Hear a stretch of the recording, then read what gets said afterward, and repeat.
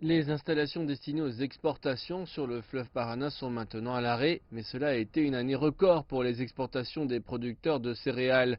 Plus de 1,1 million de tonnes de blé, de maïs et de soja ont déjà été livrées cette année par le biais de ce fleuve. L'Argentine fait partie des plus grands exportateurs mondiaux de farine de soja utilisée pour l'alimentation animale.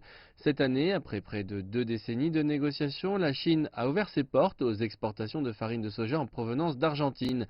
La Chambre des exportateurs de céréales de l'Argentine a bien accueilli l'accord, mais elle ne s'attend pas à un grand bouleversement.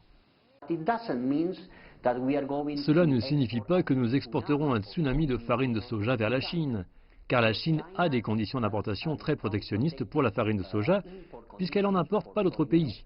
Donc, nous ne nous attendons pas à envoyer un très grand volume, mais seulement un petit et de manière progressive, pour avoir un bon marché dans le futur. Sous le président Mauricio Macri qui quittera ses fonctions la semaine prochaine, l'Argentine a fait de la promotion du secteur agricole et de la hausse des exportations une politique phare de son administration. Depuis le premier jour, nous voulons que nos produits agricoles aillent au-delà de nos frontières et faire de l'Argentine le supermarché du monde. Un processus qui vient juste de commencer.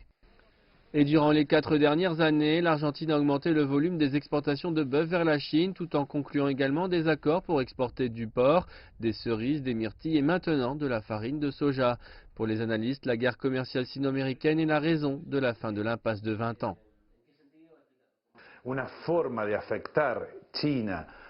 Chine a réagi à la politique américaine en ciblant des produits du Midwest américain qui fait ce que l'Amérique du Sud peut faire.